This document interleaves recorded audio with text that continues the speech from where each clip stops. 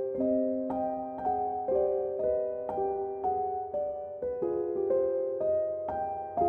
High guys, welcome back after 2 months I guess. या कल मुझे 2 महीने हो जाएंगे और 2 महीने पहले मैंने एक वीडियो अपलोड की थी और मेरे फ्रेंड्स को बहुत पसंद आई थी। अपने कुछ मैंने हॉरर एक्सपीरियंसेस शेयर किए थे। ये फ्रेंड्स बहुत कमीने होते हैं। अगर फ्रेंड्स हो तो आपको दुश्मन की ज़रूरत नहीं है, तो they were just enjoying my video, ठीक है। और मेरी लिटरली मेरी दोस्त ने मुझे बोला, यार मैं तो सोच रही हूँ पार्ट 2 आएगा ही नहीं और मुझे तो बहुत टाइम लग जाएगा तेरे पार्ट 2 देखने में। तो पार्ट 2 फाइनली आ गया है। 2 महीनों से मैं बीमार थी, बहुत ज़्यादा बीमार थी। शायद मेरी शक्ल से भी पता चल रहा हो, मैं इतनी बीमार थी कि मेरे घर वाले सारे परेशान हो गए। पता नहीं क्या हुआ, मैंने जैसे ही वो वीडियो अपलोड की ना, उसके 2 दिन बाद ही मैं बहुत बुरे वाली बीमार पड़ी हूँ, बहुत बुरी तरह। मतलब मैं बेड से उठ नहीं पाई हूँ। मेरा जनवरी ना मेरे लिए अपने में बहुत ज़्यादा हॉरर हो चुका है कि मैं बिल्कुल भी वो एक्सपीरियंस कभी लाइफ में नहीं लेना चाहूँगी अपनी। पता है, दुनिया न्यू ईयर बना रही थी और मैं बैठ के अपना 1 तारीख को ब्लड टेस्ट करवा रही थी और उसी दिन मेरा पता चला कि भाई मुझे जॉन्डिस है और बहुत तगड़े वाला है। फाइनली पार्ट 2 आ गया है, जिसका मेरे फ्रेंड्स को बड़ा बेसब्री से इंतज़ार था, ठीक है। पार्ट 2 में मैं एक्चुअल में अपने एक दोस्त के बारे में बात करने वाली थी। हम लोग साथ में स्कूल में थे और सेम क्लास में थे, ठीक है। उसकी ना एक्चुअल में हाइट कम थी, शी वॉज वेरी क्यूट। वो ऐसे 2 पोनी टेल्स बना के आती थी और बहुत चुलबुली सी थी, जैसे गर्ल्स होती थी। मैं तो बहुत इंट्रोवर्ट हूँ, but she was very extrovert personality. तो बहुत एकदम अपने मज़े में रहती थी। 9th स्टैंडर्ड की बात है ये, बट जब उसकी 12th हो गई, क्योंकि वो उसने अपना स्कूल चेंज कर लिया था 10th या 11th में। हाँ, क्योंकि 9, 10 साथ में किया एंड देन 11th में वो कहीं और एडमिशन ले चुकी थी स्कूल में। आफ्टर 12th क्या हुआ कि हम लोग अपनी लाइफ में इतने बिजी हो गए, कॉलेज में चले गए और सब अपनी अपनी लाइफ में काफ़ी ज़्यादा बिजी थे। तो मेरी बहुत बहुत बहुत अच्छी दोस्त है जिसकी गली में वो रहती थी, ठीक है।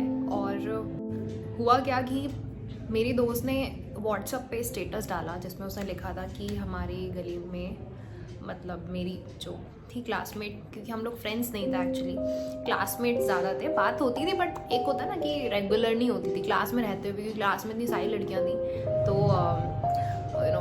बात इतनी कभी हो नहीं पाई मेरी और उसकी। बट या कभी कभी हो जाती थी, बट दोस्त नहीं थे हम, ऐसे कुछ कांटेक्ट में नहीं थे। बट उसकी वो दोस्त थी और गली में ही रहती थी और उसने स्टेटस डाला व्हाट्सएप स्टेटस की शी इज़ नो मोर। मुझे मेरे रोंगटे खड़े हो गए और मुझे ऐसा फील हुआ कि एकदम से क्या हो गया, ठीक है। मतलब कुछ बीमारी हो गई कि सबसे पहले दिमाग में ये आता कि मे बी ऐसे कुछ उसकी मतलब बीमारी वगैरह रही हो या ज़्यादा बीमार हो गई हो।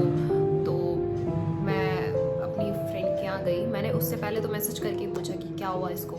तो उसने कहा, यार मैं फ़ोन पे बता ही नहीं सकती हूँ, मैं मिल के बताऊँगी। तो मैं उसके घर गई एक दिन और वो मेरी अपनी दोस्त इतनी ज़्यादा डरी हुई थी ना, मतलब वो बात ही नहीं करना चाहती थी उसके बारे में, क्योंकि बिल्कुल मैंने बताया ना गली में ही 1-2 घर छोड़ के वो रहती थी। सो इतनी शॉक में थी वो कि वो बात ही नहीं करना चाह रही थी। मैंने जब उससे पूछा कि क्या हुआ है, तब उसने मुझे बताया कि इसके ही घर वालों ने उसके ऊपर कुछ करवा दिया था। जैसे होते हैं चाचा वगैरह, ताऊ वगैरह, होते किस लिए यार, ये लोग इन्हीं चीज़ों के लिए होते हैं ना, इनके पास और कोई काम नहीं होता। ये देखते हैं कि दूसरे का भाई बच्चा आगे ना पहुँच जाए। अपने खुद के खून है, बेसिकली ब्लड रिलेशन ही हुआ ना चाचा ताऊ यार।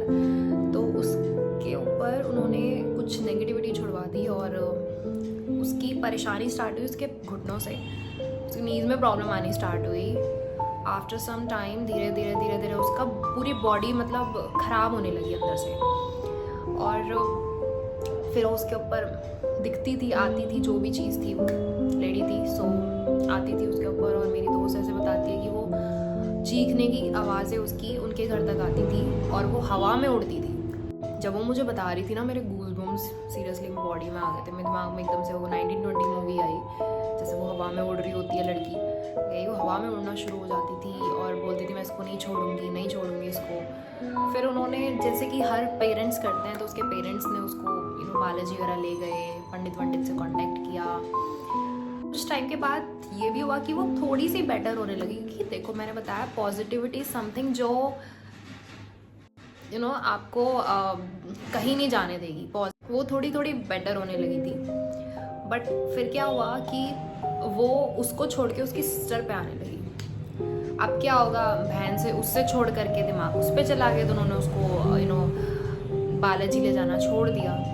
फिर एक रात ऐसा हुआ उनके लिए तो बहुत ही वो डरावनी चीज़ रही यार, कि उसकी हालत इतनी ज़्यादा बिगड़ गई कि वो बची ही नहीं।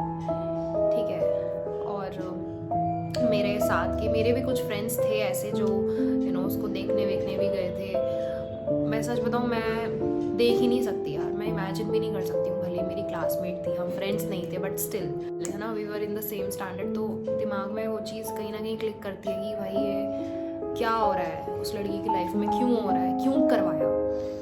और मेरी दोस्त पता है ऐसे बोल रही थी, उसके पूरी बॉडी शिवर कर रही थी, वो ऐसे बोल रही थी कि वो बोला करती थी कि मैं इसको लेके ही जाऊंगी अपने साथ, तो वो लेके ही गई। भाई ये चीज़ है ना, सच बता रही हूँ, आज के टाइम में मैं खुद देख पा रही हूँ कि हर किसी के ऊपर नेगेटिविटी, हर किसी के ऊपर, किसी का चौराहे से पैर गुजर जाता है, किसी के कुछ करवा देता है घर से कोई, हर जगह ये चीज़ है पता है। ज़्यादा ना भगवान की तरफ ही ज़्यादा मेरा ध्यान है, और मैं बहुत बड़ी ही हिम्मत करके मैंने पार्ट 2 बनाया है। मैं एक इंसिडेंट और दो एक्चुअली और इंसिडेंट है मैं शेयर करूँगी। तो ये मेरी एक काफ़ी अच्छी फ्रेंड है, ठीक है। सो उसके ना एक्चुअल में प्रॉब्लम ये थी कि उसके भी घर में सेम ही था, फैमिली मेम्बर्स जो थे उसके, वो चाहते नहीं थे कि वो और उसकी मम्मी वहाँ पे रहें, फादर उसके हैं नहीं। तो इंसान लास्ट जो उसका एक बचता है स्टेप लेना, वो होता है भैया टोटका करा दो, बस छुट्टी खत्म। तो उन्होंने करवाना स्टार्ट किया। तो वो मुझे डेली बताती थी, अपडेट देती रहती थी कि यार हमारे घर के बाहर ना ऐसे नींबू मिर्ची पड़े हुए मिलते हैं, कभी कुछ मिलेगा कभी कुछ मिलेगा, क्योंकि घर ना बिल्कुल आसपास ही थे, ये उनका घर है, ये चाचा ताऊ का घर है। तो काफ़ी टाइम हो गया और मैं देख रही हूँ कि भाई मेरी फ्रेंड मेरे कांटेक्ट में नहीं है, मतलब वो फ़ोन नहीं कर रही है, बात नहीं कर रही है, घर पे नहीं मिल रही, फ़ोन कर रही हूँ तो कभी उसकी नानी कॉल उठाती थी, मोस्टली नानी उठाती थी, मम्मी भी नहीं उठाती थी, कि बेटा उसकी तबीयत ठीक नहीं है। 1 महीना निकल गया ऐसे करते करते, और मेरा ट्यूशन बिल्कुल जस्ट उसके घर के पास ही था। तो मैं एक दिन हिम्मत करके गई, मैंने कहा देखूँ या क्या है। तो वो घर पे अकेली थी। तो मैंने पूछा, मैंने कहा अरे तू भाई इतने टाइम से हम मतलब बात नहीं की तूने, और क्या हो गया। तो उसने बताया कि यार मैं थोड़ा ना हेल्थ वाइज मैं ठीक नहीं चल रही थी, तो इस वजह से मैं मतलब मेरी नानी वानी आई हुई थी। मैंने कहा अच्छा होगा भाई, ठीक है। अब मैं देख रही हूँ कि मतलब वो ना बहुत अजीब सी बदली सी लग रही थी। मतलब हम लोग किचन में कॉफ़ी बना रहे थे और बड़ी अजीब सी हरकतें कर रही थी, मतलब ऐसे बिल्कुल यहाँ से आके बात कर रही थी मेरे। अब कोई पता है पर्सन ऐसे यहाँ आके बात करते ना, मन करता थप्पड़ मारो खिंचा के, सीरियसली। तो मैं बार बार उसको धक्का दे, मैंने इतना यहाँ की क्यों बात कर रहे, थोड़ा पीछे से बात करना। और वो मतलब पता है कैसा लग रहा था उसका फेस, कि उसके फेस के ऊपर ना कोई और फेस ऐसे लगा दिया, पेस्ट कर दिया है।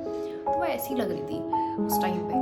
तो कुछ टाइम के बाद मुझे पता चलता है कि वो भी बालाजी होके आई है, और उसके ऊपर भी मतलब उसके चाचा ताऊ ने जो भी करवाया उसके ऊपर भी मतलब एक नहीं थी, काफ़ी सारी चीज़ें थी। तो वो फिर बालाजी उसको लेके गए, वहाँ से उतरवाया, सब करवाया। और मैं पता है मेरे दिमाग में सबसे पहले वही क्लिक किया, मैंने कहा जो कॉफ़ी इसने पिलाई है ना उस दिन, उससे ही मुझे लग रहा था कि कुछ तो गड़बड़ है, ठीक नहीं है ये लड़की। कोई ना आप पे ट्रस्ट नहीं करेगा, सच बता रही हूँ, कोई आप पे ट्रस्ट नहीं करने वाला है। आप जो फील करते हो, आप जो अपने आसपास देखते हो, वो कोई नहीं समझ पाएगा आपके अलावा, ठीक है। इट्स बेटर कि चीज़ों को वहम लेके मत चलो कि मैंने अपनी आधी ज़िंदगी मैंने वहम में गुजार दी, तो इट्स बेटर कि आप वैसा मत करना, ठीक है। अगर कुछ भी फील हो रहा है ना कि हाँ भाई यहाँ से कोई निकला है, तो मतलब निकला है, वो वहम नहीं है, ठीक है, वो निकला है।